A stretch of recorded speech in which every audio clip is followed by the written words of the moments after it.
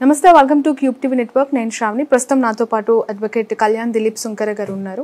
ప్రస్తుతం జరుగుతున్న కొన్ని ఇష్యూస్కి సంబంధించి వారి అభిప్రాయం తెలుసుకునే ప్రయత్నం చేద్దాం. సార్, రెండు తెలుగు రాష్ట్రాల్లో జరుగుతున్న మేజర్ ఇన్సిడెంట్స్ ఆల్రెడీ మీరు కొంత రియాక్ట్ అవుతున్న విషయం కూడా అందరూ చూస్తున్నారు. రెండు తెలుగు రాష్ట్రాల్లో చాలా సోషల్ ఇష్యూస్ పైన మీరు రెస్పాండ్ అవుతూ ఉంటారు. సో ఇక్కడ ఫస్ట్ ఆఫ్ ఆల్ ఏపీలో తెలంగాణలో మేజర్ జానీ మాస్టర్ ఇన్సిడెంట్ తప్పు ఎవరి వైపు ఉందని మీరు అనుకుంటున్నారు? మీకు తెలిసిన ఇన్ఫర్మేషన్ ఎవరి తరపునైనా నిలబడి కళ్యాణ్ గారు వాదించే అవకాశం ఉందంటారా? లేదు, అంటే ఫస్ట్ ఆఫ్ ఆల్ కోర్టు పరిధిలోకి వెళ్ళినటువంటి అంశం ఆల్రెడీ రిమాండ్కి తరలించిన తర్వాత దాని గురించి మాట్లాడడం అనేటువంటిది సమంజసం అని నేను అనుకోను. కానీ ఒక లాయర్గా, అలాగే నాకు జానీ మాస్టర్ గారు భార్య అనేటువంటి వ్యక్తి ఫోన్ చేసి మాట్లాడినప్పుడు, నన్ను అడిగినప్పుడు కూడా మాట్లాడినటువంటి ఉదంతం గురించి అయితే మాత్రం ఆవిడతో ఒక 30 నిమిషాల పాటు సంభాషించడం జరిగింది. ఆవిడకి కావాల్సిన ఇన్ఫర్మేషన్ షేర్ చేయడం జరిగింది. ఎవరి సైడ్ ఇందులో తీసుకుని మాట్లాడేది ఏం లేదమ్మా. యాక్చువల్గా వారి వాదన వారికి ఉంటుంది, వీరి వాదన వీరికి ఉంటుంది.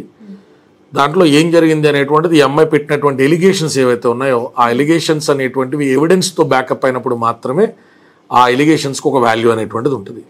ఆ ఎవిడెన్సెస్ ఏం పెట్టారు, ఏం పెట్టలేదు అనేటువంటిది ఆ అమ్మాయి 164 స్టేట్మెంట్ అనేటువంటిది మేజిస్ట్రేట్ ముందు వాలంటరీగా ఏమి ఇచ్చారు, ఇట్లాంటి డాక్యుమెంట్స్ అనేటువంటివి చూసిన తర్వాత మాత్రం మనందరం కూలంకషంగా ఒక అభిప్రాయానికి రావడానికి ఉంటుంది. ప్రస్తుతానికైతే పోక్సో అనేటువంటిది అట్రాక్ట్ అయ్యేటువంటి విధంగా అమ్మాయి ఏజ్కి సంబంధించినటువంటి వివరాలు పోలీసు వారు సేకరించినట్టుగా చెప్తా ఉన్నారు. ఇందులో నిజాలేంటి, పోక్సోతో పాటు 376 కాకుండా 506 థ్రెటనింగ్, 420 లాంటివి కాకుండా రకరకాల సెక్షన్లు ఇంపోజ్ చేయడమే కాకుండా జానీ మాస్టర్ గారి భార్యను కూడా ఈ రోజైతే మళ్ళీ స్టేషన్కి పిలుస్తారనేటువంటి విషయాలు వినబడతా ఉన్నాయి మనకి మీడియా సర్కిల్స్ అండ్ పోలీస్ సంబంధించినటువంటి సోర్సెస్ నుంచి. సో ఇప్పటికిప్పుడైతే మనం ఎవరు తప్పని చెప్పలేం. కానీ ఒక సంఘటన జరిగింది, దురదృష్టకరం. చాలా ప్రతిభావంతుడు, దేశవ్యాప్తంగా కూడా గుర్తింపు పొందినటువంటి మన తెలుగు డ్యాన్స్ మాస్టర్ అనేటువంటి వ్యక్తి ఈ రకమైనటువంటి అభియోగాల్లో చిక్కుకోవడం అనేటువంటిది శోచనీయమే. కానీ వేచి ఉండాలమ్మా. బెయిల్ ఆర్డర్స్లో ఏమని వస్తాయి, ఏం చెప్పారు, జానీ మాస్టర్ బయటకు వచ్చిన తర్వాత ఆయన వెర్షన్ ఏంటి, ఆయన దగ్గర ఉన్న ఆధారాలు ఏంటి, ఇవన్నీ మనం పరిశీలించాల్సి వస్తుంది. జానీ మాస్టర్ని కాకుండా ఆయన వైఫ్ పేరుని ఇన్వాల్వ్ చేయటము, తనని కూడా అరెస్ట్ చేస్తారని కొంత ఆందోళన కల. ఎందుకంటే చాలా చిన్న పిల్లలు అండ్ ఇండస్ట్రీ నుంచి ఇద్దరు వచ్చి ఇంత ఒక్కొక్క స్టెప్ వేస్తూ ఇంత పేరు తెచ్చుకున్నారు. తను కూడా అదే అంటుంది. మీకు కాల్ చేసినప్పుడు తన పెయిన్ ఏంటి, ఎలా ఎక్స్ప్రెస్ చేసింది? అదే నేను ఫస్ట్ అడిగినటువంటిది అమ్మాయి లవ్ జిహాద్ అనేటువంటి యాంగిల్లో మీరు ఏమన్నా నిజంగానే అమ్మాయిని మతం మారమన్నారంటే ఆమె అన్న అంటూ సంబోధిస్తా, అన్నా నా పేరు సుమలత, నేను ఇలాగా ఇస్లాంలో కన్వర్ట్ అయినానన్న, నేను ఖుదా సాక్షిగా చెప్తున్నాను మీకు, ఆ అమ్మాయి అంతటా ఆ అమ్మాయి ఫస్ట్ బుర్కాలు వేసుకుంటూ ఉండేదన్న. జానీ మాస్టర్ని ఇంప్రెస్ చేయడం కోసం ఆమె ఎన్నో ప్రయత్నాలు చేస్తూ ఉండేది. అలాంటి నేను చూసి 1 నెల 2 నెలలు 3 నెలలు కాదు కదన్నా, నెలల తరబడి సంవత్సరాల తరబడి చూసినప్పుడు ఒకనొక సందర్భంలో చెప్పాను, ఏంటమ్మా అసలు నీకంటే నాకు జానీ మాస్టర్ అంటే ఇష్టం అండి, నేను మాస్టర్తో పాటు ఉండాలనుకుంటానని చెప్పింది. మరి నేను ఆ టైంలో ఎవరిని వారించాలో నాకు తెలియదు కాబట్టి నీకు ఇస్లాం అనేటువంటిది అంత ఇష్టం అయితే కనుక వేసుకోమ్మా, తప్పే ఉంది అందులో. నీకు కన్వర్ట్ అయితే పూర్తిగా కన్వర్ట్ అవ్వు, కానీ వేషధారణ కోసం మాత్రమే నువ్వు మతాన్ని ఎంచుకోవద్దు తల్లి, ఎవరిని ఇంప్రెస్ చేయక్కర్లేదు, నీ మనసులో దేవుడు ఉండాలని చెప్పడం జరిగింది. నేను ఒక పాజిటివ్ నోట్లో ఒక మహిళగా ఇంకో మహిళకి అడ్వైస్ చేశాను. నా భర్తకి ఆమెకి మధ్య ఏముంది ఏం లేదనేటువంటిది వారి ఇరువురికి సంబంధించిన సబ్జెక్ట్లో నేను ఎందుకు జోక్యం చేసుకుంటానని చెప్పడం జరిగింది. అలాగే కొంతమంది డాన్సర్స్ కూడా కాల్ చేశారు. మాస్టర్ ద్వారా సీనియర్ డాన్సర్స్ మేము లాభపడ్డటువంటి అకౌంట్స్ ఇదిగోండి సార్ డీటెయిల్స్, మాస్టర్ పలానా పొజిషన్లో యూనియన్లోకి వచ్చిన తర్వాత చాలామంది పెద్ద ప్రొడ్యూసర్లతో మాట్లాడి కూడా మాకు ఈ రకంగా ఆర్థిక సాయం చేశాడు సార్ అని మీరు నమ్ముతారో నమ్మరో 84-85 మందికి సంబంధించిన ఇన్ఫర్మేషను ఒక ఇద్దరు కలెక్ట్ చేసి ఆ డీటెయిల్స్ అన్నీ కూడా షేర్ చేయడం జరిగింది. కాబట్టి ఆయన మంచోడు కట్టి తప్పు చేయకూడదని చాలామంది అడుగుతూ ఉన్నారు. ఇక్కడ తప్పు ఒప్పులు నిర్ధారించేది మనం కాదు, ఎందుకంటే ఇవన్నీ అభియోగాలు. ఆ అమ్మాయికి ఉండేటువంటి వేదన ఆ అమ్మాయికి ఉంటుంది. జానీ మాస్టర్ కూడా అంతకాలం ఆ అమ్మాయిని సహకరించాను, కూడా నేను నిలబెట్టాను, ఆ అమ్మాయికి లైఫ్ ఇచ్చాను, ఏంటి ఈరోజు ఇలా జరిగిందని ఆయన వేదన ఆయనకి ఉంటుంది. ఇరువురు ఎవరు అంటే ఎమోషనల్గా మోరల్గా మనం జడ్జిమెంట్ చెప్పగలుగుతాం, కానీ లీగల్గా ఎవరిది తప్పు అని నిర్ధారించాల్సినటువంటిది న్యాయస్థానాలు మాత్రమే. న్యాయస్థానాలు అట్లా నిర్ధారించాలి అంటే న్యాయపరమైనటువంటి వాద ప్రతివాదనలు జరగాల. ఇరువురికి సంబంధించినటువంటి అభియోగాలు ఆధారభూతంగా ఉండాలి. If an allegation is not backed up by scientific or a direct substantial evidence, then that allegation is not sustainable. అది నిలబడదు కోర్టులో. కానీ చూడాలి ఆ అమ్మాయి నిజంగానే పోక్సో అట్రాక్ట్ అయ్యేటువంటి చిన్న వయసులో ఉన్నప్పుడే జానీ మాస్టర్తో ఆ రకమైనటువంటి సహచర్యం ఏర్పడిందా, ఏం జరిగింది, ఇవన్నీ చూడాలి. నిన్నైతే ఇటు కూడా ఆయన్ని రిమాండ్కి పంపించారు. ఆ తర్వాత కన్ఫెషన్ స్టేట్మెంట్ గురించి, రిమాండ్ రిపోర్ట్ గురించి కూడా జానీ మాస్టరే తప్పు ఒప్పేసుకున్నారు అని చెప్పి చాలా ప్రముఖ ఛానల్స్లో ఇష్టారాజ్యంగా రాశారు. Confession statement or remand report is not an admissible evidence under section 25 of evidence act. అది అడ్మిసిబుల్ ఎవిడెన్స్ కాదు. కొన్ని కండిషన్స్లో సెక్షన్ 27 ద్వారా if is this confession, Johnny Master confession report ప్రకారం ఏదైనా నిజాన్ని తెలుసుకోవడానికి పోలీసు వారికి ఒక దారి ఏర్పడితే అప్పుడు దాన్ని కూడా కొరాబరేటివ్ ఎవిడెన్స్ కింద ఏదైనా పరిగణలో తీసుకుంటారు తప్ప కన్ఫెషన్ పోలీస్ స్టేషన్లో పోలీసుల సమక్షంలో ఇచ్చేసినటువంటిది జానీ మాస్టర్ నేరం అనేటువంటిది ఆరోపించబడేసినటువంటి విధానం అయితే కాదు. ఓకే, పోక్సో యాక్ట్ సంబంధించి ఒకవేళ అది చట్టం నిరూపితం అయితే ఆ కేసెస్ ఎట్లా ఉంటాయి, ఆ శిక్షలు ఎంత తీవ్రంగా ఉంటాయి అనేది అందరికీ ఆందోళన కలిగింది. ఎందుకు అంటే ఉన్నప్పుడు జరిగింది అని తను చెప్పటం అనేది కొంత ఇక్కడ ఆందోళన కలిగిస్తాం. అదే ఇప్పుడు చట్టాల్లో న్యాయస్మృతుల్లో every IPC has a CrPC, every BNS has a BNSS. So భారతదేశంలో న్యాయ స్థానాలకు సంబంధించినటువంటి న్యాయ నైపుణ్యత్వం అనేటువంటిది ఒక శిక్ష గురించి, ఒక తప్పు గురించి, ఆ తప్పుకు పడేటువంటి శిక్ష గురించి మెన్షన్ చేస్తుంది. 376కి సంబంధించి కానీ, పోక్సోకి సంబంధించి కానీ 7 to 10 years అండ్ లైఫ్ పడేటువంటి అవకాశాలు, ఫోర్సిబుల్ కన్వర్షన్ ఆఫ్ రిలీజియన్ యాక్ట్కి సంబంధించి 5 సంవత్సరాలు, ఇలాంటివన్నీ పేపర్ల మీద ఉంటాయమ్మా. కానీ ఇవన్నీ కూడా too early to discuss. Arjun గారు అట్లాంటి స్వభావం ఉంటుందని నేను అనుకోవట్లా. అభియోగాలు ఏవైనా కావచ్చు కానీ జానీ మాస్టర్ ఒక్కలే కాదు కదా, ఇంకా చాలా మంది మాస్టర్లు ఉంటారు. జానీ మాస్టర్ కూడా తనకు ఆఫర్ వచ్చింది అనేది చాలా స్పెక్యులేషన్స్ అమ్మా. ఆఫర్ వస్తే అమ్మాయి ప్రతిభ వచ్చి ఉంటుంది. జానీ మాస్టర్ మీద కేసు పెడతానంటే అల్లు అర్జున్ గారు ఇచ్చేది ఏంటమ్మా? అక్కడ సినిమాకి కావాల్సింది ప్రతిభావంతులైనటువంటి డాన్సర్స్, వారి ద్వారా మంచి డాన్స్ నెంబర్స్, వారి ద్వారా ప్రజలకు మంచి ఆహ్లాదభరితమైనటువంటి సాంగ్ అనేటువంటిది బయటికి రావాలా.